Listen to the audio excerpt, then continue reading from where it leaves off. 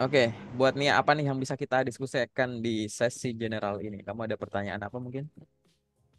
Aku ada sih kayak pertanyaan yang pertama nih, Hmm? kayak apa sih penyebab HRD nolak lamar kerja padahal secara kualifikasi ini udah sesuai dan CV dan pendukung lainnya juga udah cukup lumayan lengkap. Oke, menarik nih pertanyaannya. Padahal kita merasa CV dan dokumen lain udah lengkap, tapi kenapa HRD nolak gitu ya? Nih, kita bahas beberapa. Pertanyaanmu ini bagus banget ya, gitu. Jadi penolakan itu ada beberapa faktor. Oke, kalau kita mau sebut ya, kamu harus sadar gini. Satu, kamu harus sadar bahwa kamu itu bukan pelamar tunggal. Oke, nah, pasti kamu akan dibandingkan dengan kandidat lain. Nah, secara umum kayak begitu, ya enggak? Yang kedua, karena ada banyak kandidat dan posisi yang dibuka itu terbatas, maka akan dicari yang menurut mereka layak diberikan kesempatan ke tahap selanjutnya. Aku nggak ngomong diterima ya, tapi ke tahap selanjutnya dari seleksi berkas.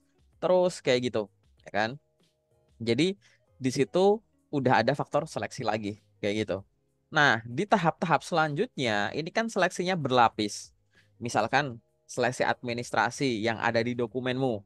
Artinya dari dokumen yang disiapkan, kamu harus meyakinkan. Jadi kamu harus meyakinkan secara tertulis dulu, ya kan? Nanti ada psikotes, harus meyakinkan dari si tertulis hasil psikotes. Nanti ada interview, harus meyakinkan secara lisan gitu. Apakah secara lisan kamu semeyakinkan saat kamu tertulis gitu? Ditulis gitu ya, digabungkan lagi. Nanti ada tes interview user lagi. Nanti ada mungkin ada medical check up. Apakah dari sisi fisik ya gitu ya, kesehatan badan, jiwa dan lain-lain gitu kamu udah siap nih dan lain-lain kayak begitu. Jadi tetap di dalamnya ada seleksi. Ibaratnya kamu lulusan administrasi perkantoran ngelamar jadi admin ya tetap diseleksi. Paham nggak? Ya kan? Nggak serta-merta orang jurusan admin langsung diterima kayak gitu. Nah, lalu apa penyebabnya yang menyebabkan nggak diterima? Nah, balik lagi. Tentu berarti kamu bukan dianggap yang terbaik di antara yang diseleksi tadi. Nah, apa yang harus aku khawatirkan? Nggak perlu khawatir apa-apa. Karena banyak yang membuktikan bahwa nggak keterima di sini, bisa keterima di tempat lain yang lebih bagus, kayak gitu kan. Nah, di sini sekarang kamu berfokuslah pada dua hal. Yang pertama, tahap paling jauh yang kamu udah pernah. Dengan dokumen tadi yang kamu bilang, dokumenku udah lengkap loh, gitu-gitu. Dengan dokumen itu, kamu paling jauh pernah sampai di tahap apa?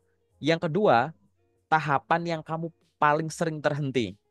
Coba deh jawab satu-satu. Kamu dengan dokumen yang dikirim ke aku itu paling jauh udah pernah sampai tahap apa?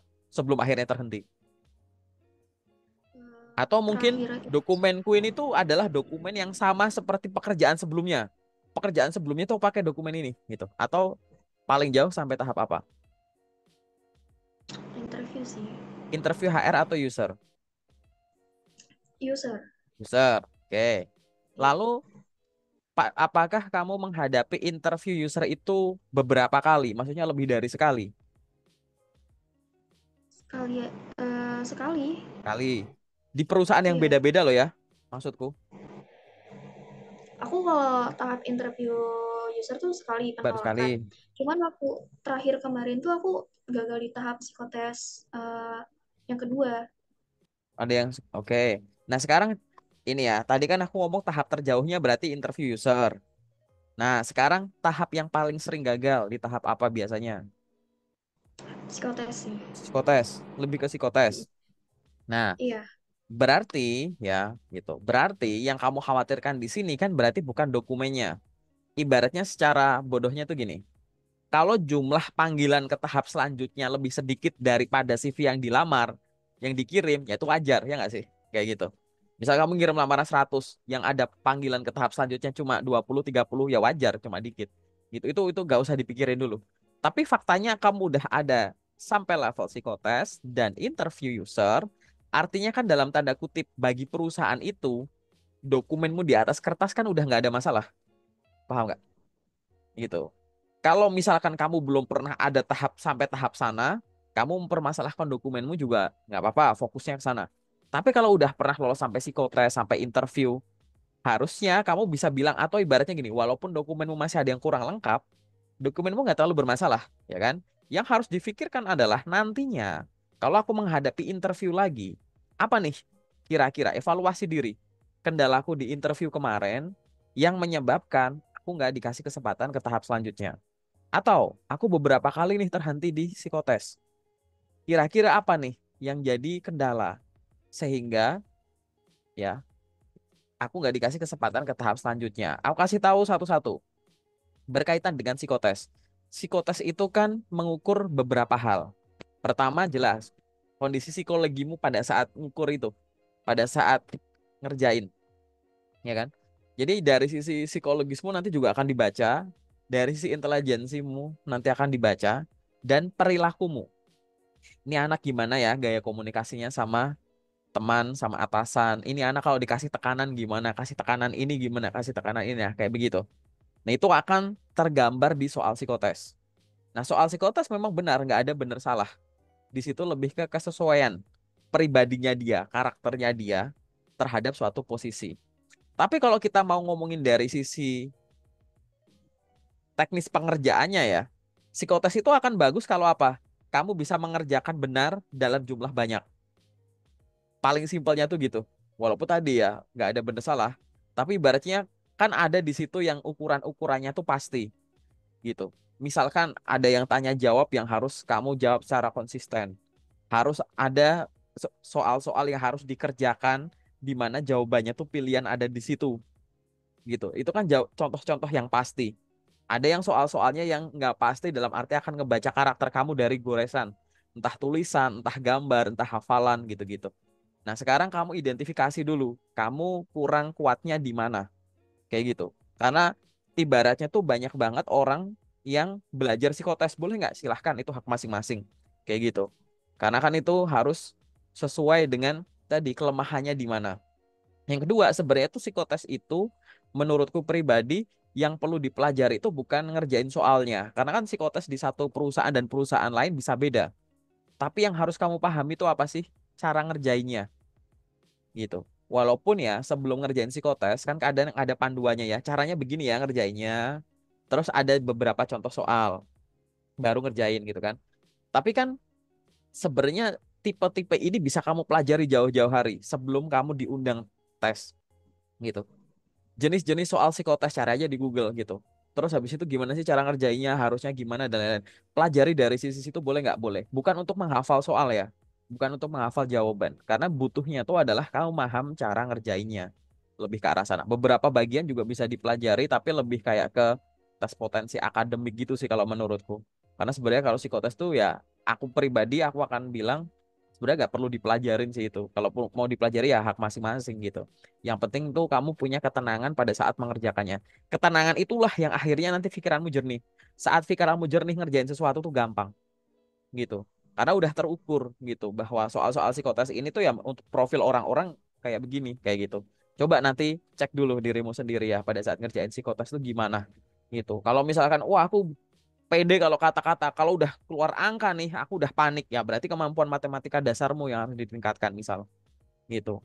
Karena barangkali akhirnya di posisi-posisi yang kamu lamar itu membutuhkan kemampuan matematis, tapi kamu memang mengerjakan soal-soal yang hubungannya sama angka susah. Atau yang hubungannya sama bangun ruang 2 dimensi, 3 dimensi, dan lain-lain. Atau logika-logika tertentu gitu. Itu ada hal-hal yang bisa kamu pahami dulu. Bahkan orang yang sudah paham psikotes, kalau dia lagi nggak tenang ngerjainnya, hasilnya bisa beda gitu. Coba nanti dicek dulu ya. Itu kamu tanya sama dirimu sendiri. Nanti di sesi kedua lah kita akan bahas itu ya secara lebih dalam soal psikotes itu. Yang kedua adalah interview.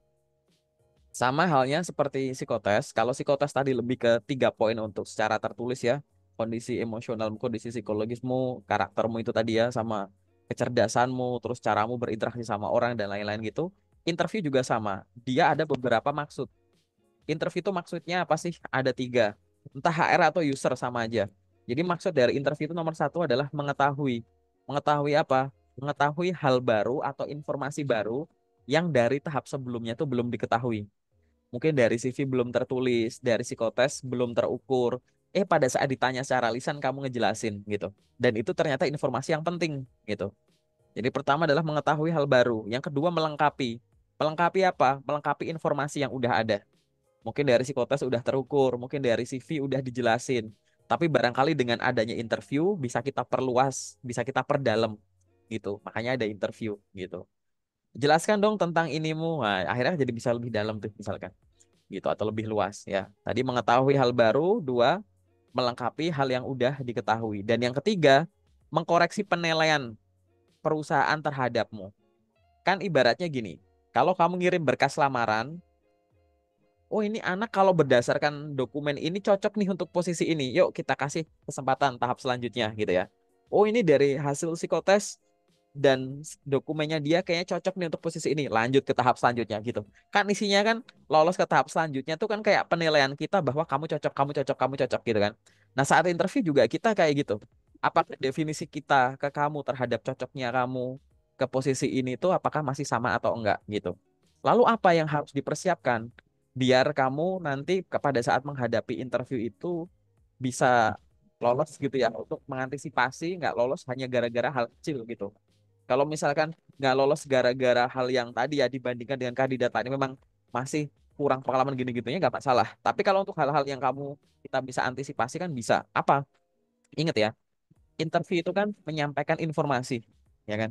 Gitu. Nah, untuk belajar interview artinya kamu harus mempelajari dua hal ini, menyampaikan dan informasi. Ada dua unsur ini yang harus kamu kuasai. Kita ngomongin informasi. Informasi apa? Informasi itu semua yang ada di sini. Jadi pastikan sebelum interview, kamu benar-benar menguasai materi di sini. Materi itu apa? Satu, isi CV dan semua dokumen yang kamu kirimkan. Gitu. Jangan sampai nanti kamu disuruh ngejelasin apa yang kamu tulis di dokumenmu, apa yang kamu lampirin, kamu nggak bisa ngejelasin secara meyakinkan. Paham ya? Yang kedua, riset soal perusahaan. Barangkali di interview akan ditanya-tanya soal perusahaan itu. Itu juga harus di sini. Yang ketiga, riset soal posisi yang kamu lamar. Jangan cuma tahu definisi umumnya, browsing. Sebelum datangin interview itu kamu udah paham dulu, mungkin jauh-jauh hari. Tugas dan tanggung jawab seorang ini. Pahami dulu, walaupun kamu belum pernah ada di posisi itu, kamu udah paham. Begini, begini, begini. Jadi nanti kalau ngomong tuh ada bahan gitu loh. Itu intinya ngisi ini tuh ada bahan gitu. Dan yang keempat adalah paham pertanyaan yang biasa muncul saat interview. Kalau kamu udah beberapa kali interview, pasti kan ada pertanyaan-pertanyaan yang mungkin pernah keluar.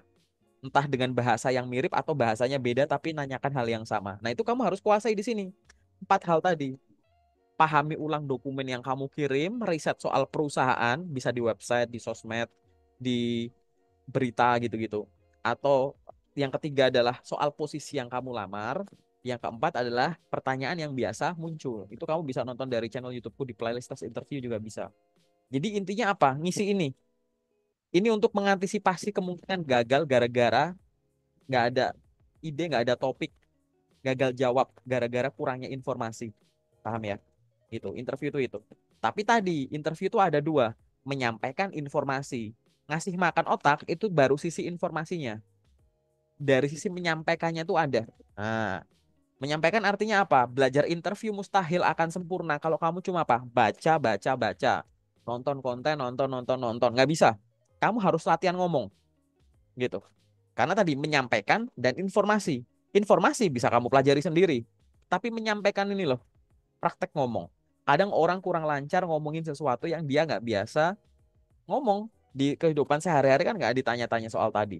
Mungkin kehidupan sehari-hari bahasanya nggak sebaku tadi, nggak seformal tadi. Ketemu orang yang kelihatan gini-gini, belum nanti kalau interviewnya bareng-bareng, kandidat lain kelihatan lebih pinter-pinter gitu-gitu. Itu udah ada tekanan tersendiri tuh. Sehingga kamu Itu juga aku banget sih. kamu banget ya. Nah, gitu.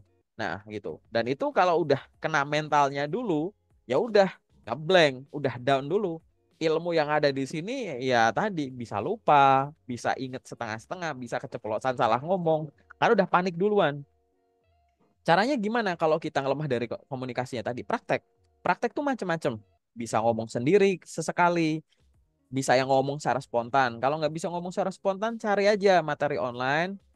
Pertanyaan begini, pahami dulu pertanyaan interview begini, biasa maksudnya apa sih, cara ngomongnya gimana. Kalau ada contoh-contoh jawaban, baca aja dulu sambil ngebaca gitu. Kamu mainin intonasi aja, kayak pembaca koran, pembaca berita gitu ya. Dah enak baru ngomong. Dah, mungkin nanti kau praktek sama orang bisa nggak? Bisa role play sama teman, role play sama orang di sekitar kamu. Sekarang kamu jadi penanyanya, aku yang ditanya. Gantian aku penanya kalau ditanya, saling nilai gitu. Atau nanti karena kamu sekarang ada di grupku, boleh latihan sama aku gitu. Banyak sama teman-teman yang kayak sesi begini, tapi yang kedua, yang besok-besok ya latihan interview, boleh banget gitu, gratis gitu. Atau misalkan banyak yang gini, aku kasih list pertanyaan, terus dijawabnya pakai video. Kan nyamain jadwal kadang susah tuh. Atau kamu kirim video ke teman-temanmu bisa. Kamu record sendiri pura-pura ditanya pertanyaan apa. Mungkin pertanyaan interview yang kamu masih ragu untuk menjawab, kirim ke aku. Nanti aku kasih feedback. Atau kamu kirim ke grup-grup apa kayak grup sekolah, grup teman apa. Teman-teman ini aku lagi pura-pura interview dengan pertanyaan ini tolong dinilai dong. Gitu. Gitu. Dengan latihan ngomong terus. Nah, nanti lama-kelamaan kamu akan enjoy pada saat ngomong. Jadi interview itu bukan kayak momen store hafalan gitu. Belajar interview itu untuk berusaha oh kalau ditanya apa kelebihanmu tuh jawabnya gini ya, kalau ditanya apa kurangmu jawabnya ya enggak gitu, yang natural aja sesuai dengan kamu gitu. Pahami semua pertanyaan, minimal tuh pertanyaan yang biasa muncul biar nggak kelihatan kayak store hafalan gitu. Atau jangan kayak kuis. Jadi interview itu bukan kayak kuis. Kuis tuh gimana, ditanya pertanyaan satu dijawab ganti ke pertanyaan dua, nggak selalu gitu. Kadang udah kamu jawab kadang didalemin lagi tuh, didalemin lagi, digali lagi gitu. Namanya ngobrol interview kayak gitu kan. Interview juga bukan interogasi gitu yang satu ditanya dicecar satunya tertekan gitu, yang nggak gitu. Interview itu yang ngobrol, statusmu sama HRD di depanmu tuh atau sama user depanmu tuh setara. Kamu pengen tahu soal perusahaan, kamu lagi mamerin diri ini loh, Pak Bu saya punya kemampuan ini. Perusahaan juga pengen tahu kamu gitu, pengen kenal lebih dalam soal kamu kayak gitu. Jadi tenang.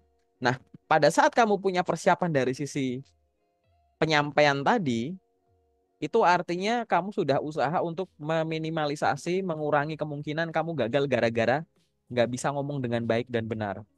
Lebih ke meyakinkan sih, kayak gitu. Ini kan ada dua nih, menyampaikan dan informasi. Nah, dilihat dulu, ada orang yang lemah salah satunya atau keduanya. Kalau kamu belajarnya cuma nonton, nonton, nonton, baca, baca, baca, kamu ngasih masukan otak.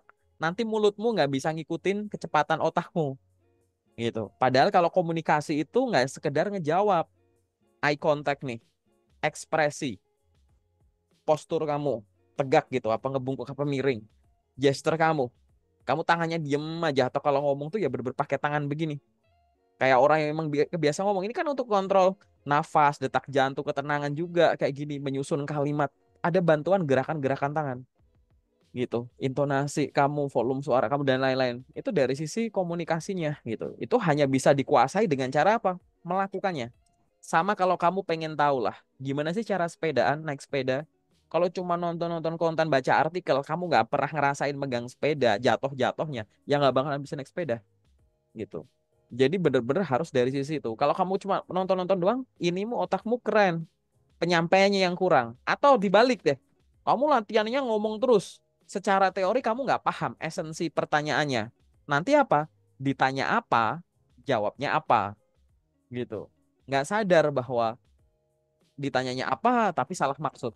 Kebanyakan orang nih ya, kalau banyak belajar dari sisi informasi, tapi kalau ngomongnya itu kurang dilatih, nanti akhirnya biasanya nih kalau sharing sama aku, nggak selalu sih, tapi biasanya gini, Kak aku tuh paham si HRD atau user tuh nanya apa, tapi kayak mau nyusun kalimatnya tuh belibet gitu loh, gitu.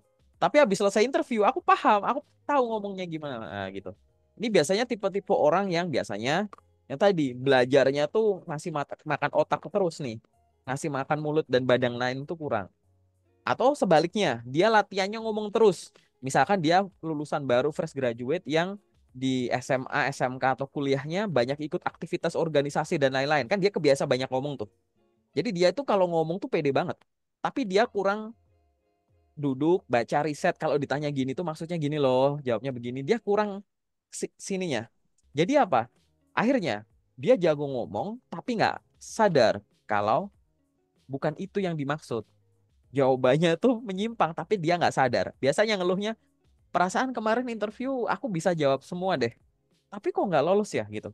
Itu biasanya karena kamu sendiri poin-poinnya itu nggak sadar gitu. Ini aku ngomong biasanya karena apa? Biasanya di sesi kayak begini nih, sesi yang general, ngeluhnya begitu. Di sesi kedua coba sih ayo tanya beberapa hal lah Kak, gitu kan. gitu. Jawabannya nyimpang aja nggak tahu gitu. Nah ini kamu artinya apa? Harus belajar dari dua sisi, dari sisi penyampaian dan informasi. Nah masing-masing dari orang kan kelemahannya bisa beda-beda ya. Tadi kamu sempat bilang bahwa wah itu aku banget tuh. Dari sisi kalau kamu Iya, ketemu orang suka yang lebih suka nervous duluan. ya, nah kamu tanya sama dirimu sendiri, yang bikin suka nervous apa? Interaksi sama orang. Ya udah, sekarang kamu banyaklah interaksi sama orang. Beneran loh itu ngaruh. Kamu Aku kegiatan introvert. ini bukan masalah introvert ekstrovert ya kalau menurutku ya. Walaupun itu ada faktornya itu. Orang introvert yang sering berinteraksi sama orang di interview itu beda gitu. Dia pedenya itu ada, tapi cuma kadang tuh eh dari sisi penyusunan kata aja. Tapi orangnya pede. Hanya nggak indah aja biasanya bahasanya. Ini kalau ngomong introvert yang tanpa belajar ya, gitu. Aku banyak teman-teman yang udah aku sharing gitu. Ini aku sekedar info, bukan judgement secara keseluruhan, tapi beberapa yang pernah aku hadapin gitu. Faktor introvert tuh ada lah gitu. Orangnya lebih pendiam, jawabnya lebih secukupnya gitu ada gitu. Tapi kalau di interview berkaitan dengan kerjaan, kan aku bukan HR ya, aku user ya. Dia tuh bisa jawab gitu. Jangan dikira introvert tuh nggak bisa jawab, bisa gitu. Jawabannya tek tek tek tek tek enak gitu malahan gitu, kadang-kadang malah terdengar lebih sistematis gitu daripada yang ekstrovert yang narasinya indah sekali banyak gitu. Kayak intinya enggak itu. Karena dia ngebungkusnya indah gitu. Tapi bukan masalah itu, ini masalah nih mentality kamu. Kalau dari penyampaian, kamu introvert, kerjaanmu di back office terus, jarang interaksi sama orang, sama sistem, sama software, sama ini, kayak gitu misalkan. Tapi di back office kamu interaksi sama orang, kebiasa, ya beda gitu. Ini bukan masalah introvert ekstrovert menurutku ya, aku pribadi ya. Mungkin nanti ada pendapat lain, ya dipersilahkan. Tapi menurutku adalah ketenangan kamu mengontrol ini sama hati. Kenapa? Ini lebih ke pede. Maksudnya pede itu gini. Kalau kamu nggak yakin dengan jawaban dan cara jawabmu, kamu nggak yakin sama dirimu sendiri, gimana perusahaan yakin sama kamu? Paham nggak? Gitu. Interview itu kan momen menjual diri, menjual kemampuan dan pengetahuan diri.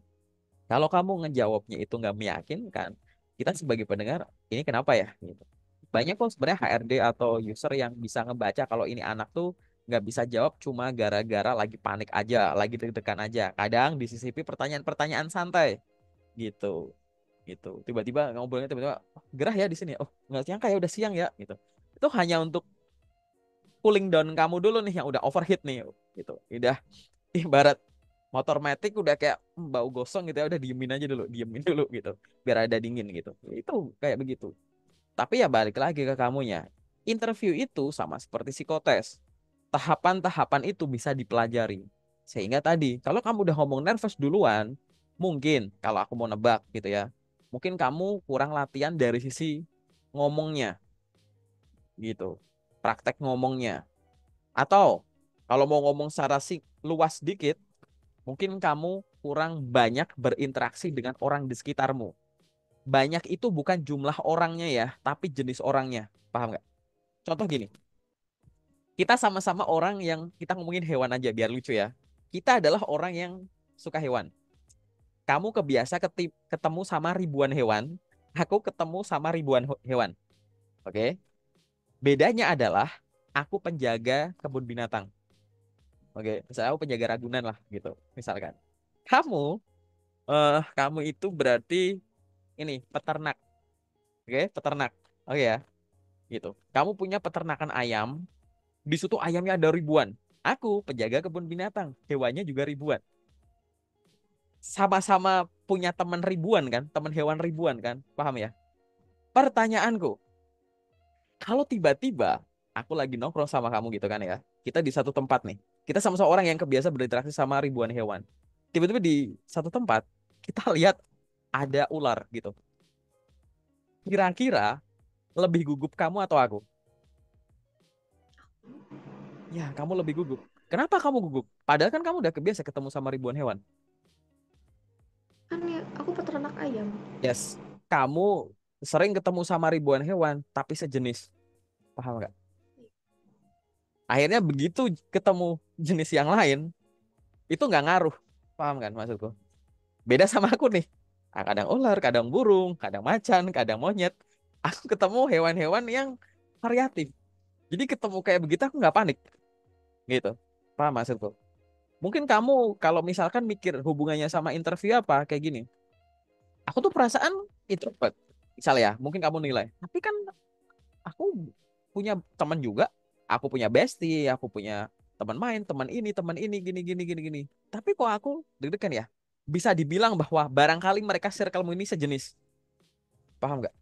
Dalam arti tuh nggak harus tadi ya, nggak harus ayam doang ya. Mungkin kayak, sorry ini bukan teman-teman hewan, nggak. Ini juga bukan gara-gara teman-temanku juga kayak hewan juga. Ini analogi aja gitu ya. Karena jenisnya kurang variatif, paham kan? Gitu. Nah mungkin nanti jangka panjangnya, mungkin kamu punya, ya nanti seiring berjalannya waktu, pasti kamu punya network yang tipe orangnya tuh beda-beda. Misalkan kamu punya circle yang teman-teman yang edukasi, kamu punya circle yang orang-orang rumah, kamu punya circle yang orang-orang religi, kamu punya circle orang-orang yang hobi olahraga tertentu, punya pengetahuan tertentu. Jadi kamu punya kenalan orang dari background yang beda-beda, paham ya? Nah, kalau kamu punya variasi itu, begitu kamu ketemu interviewer, entah HR atau user, pasti akan lebih tenang. Karena kamu udah berinteraksi dengan banyak tipe, bukan banyak orang, banyak tipe. Karena kalau cuma banyak orang doang, kayak tadi, sesama orang yang udah ketemu banyak hewan, begitu ada ular, kamu panik. Kan kalau orang nggak tahu informasinya kan mesti mikir, oh dia kan biasa ketemu sama ribuan hewan. Kenapa kok takut? Oh ternyata gitu. Atau nggak coba ada kecoa deh gitu. Ya kamu ngurusin ayam, tiba-tiba ada kecoa, kamu takut. Ya karena kamu nggak variatif itu loh maksudku. Coba itu jangka panjangnya gitu. Coba kamu punya ide, nanti kan pastikan kamu punya circle-circle. Nah, berinteraksilah dengan aktif di semua circlemu. Di tempat kerja yang sekarang, dengan mantan alumni-alumni sekolah sebelumnya, dengan lingkungan sekitar, dengan keluarga saudara. Mungkin ngebuka pertemanan dengan orang baru, mungkin yang lebih muda, yang seprofesi, beda profesi, yang lebih tua gitu.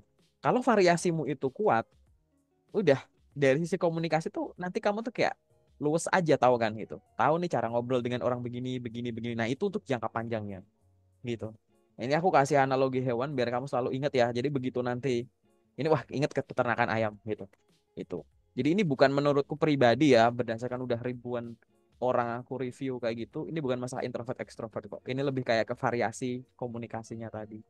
Gitu circlemu. Lalu apa yang harus dilakukan? Tadi harus nyeimbangin dua ini.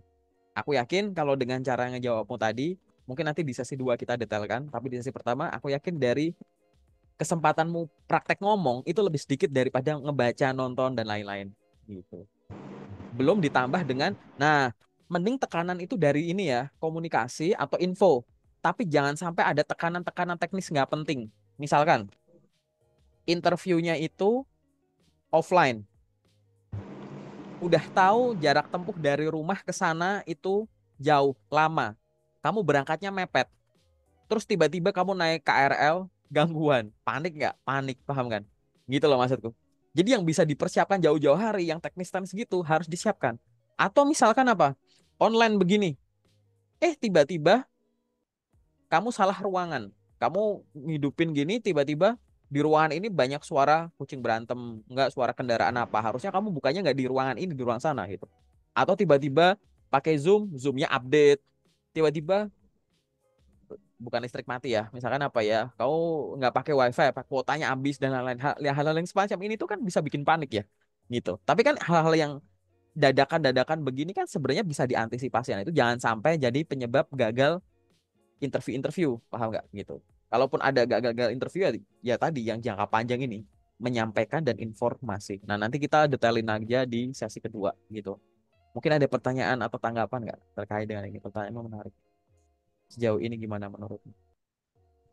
Berarti untuk cara melatih komunikasi biar kayak terbiasa tuh kita harus menjalin relasi dulu kali ya, biar beda-beda orang gitu. Ya, sambil menjalin relasi, sambil menjalani hidup dong. Paham kan gitu. Kan menjalin relasi kan macam-macam. Bisa berteman secara online. Nih, contohnya kita nih.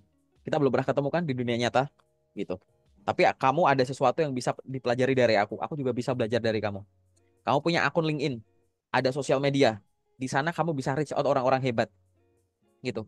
Kamu ada kendala soal psikotes, kamu tambah teman di LinkedIn, tambah teman-teman HRD, perkenalan, sampaikan maksud, terus tanya, Bu, saya mohon tips ke HRD langsung misalkan.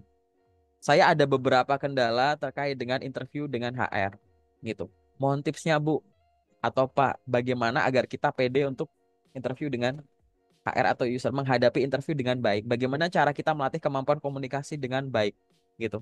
Ada orang bisa ditanya secara online, apa perlu harus ketemuan langsung? Enggak, gitu loh. Jalin relasi itu begitu. Enggak harus didefinisikan sebagai offline. Oke, gitu.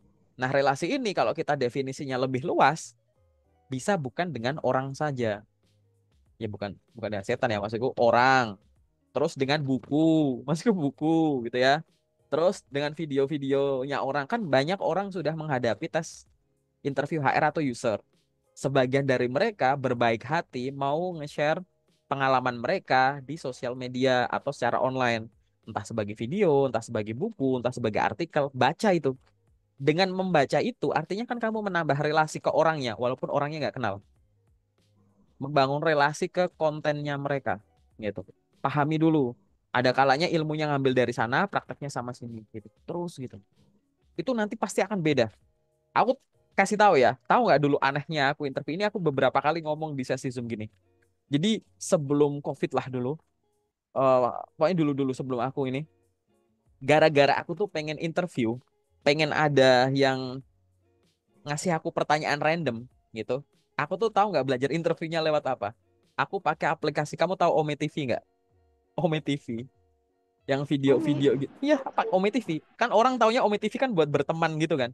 Berteman, video kayak di swipe ada lagi gitu. Aku latihan Iya. interview pakai Ome TV. Aneh kan? Itu tergantung kreativitas kita. Orang taunya Ome TV membangun pertemanan biasa sama negara lain, sama orang-orang random. Aku nggak, aku pakai Ome TV. Terus aku nulis di kertas gini. Berikan saya pertanyaan tentang interview HRD. Aku pegangin gini. Jadi aku ganti, aku giniin. Ya walaupun kadang responnya aneh ya, kadang nyampah gitu, aku skip aja. Nanti ada yang nanya beneran loh, serius. Ada yang nanya, silahkan gini gini gini. Aku ngomong tuh. Dah, ini. Oke bro, thank you ya. Swipe. Dah, kadang ada gitu. Kadang di sini kertas yang aku pegang tuh kayak, apakah kamu punya akun LinkedIn? Minta dong gitu. Kadang aku pegangin gitu. Aku main Omi TV tuh begitu loh, gitu. Orang taunya main Omi TV ya buat lucu-lucuan, seru-seruan kayak gitu. Aku begitu, live gitu. Kalau nggak sekarang nggak harus Ome. Kamu punya TikTok, pakai aja TikTok, live aja, live streaming gitu. Terus sambil ngomong, guys, aku lagi mau belajar interview nih. Ayo sekarang yang lagi nonton liveku kasih aku pertanyaan dong. Terus kamu ngomong, tunggu responnya yang di komen. Bisa nggak kayak gitu? Bisa. Kenapa nggak dilakuin? Paham nggak maksud gue?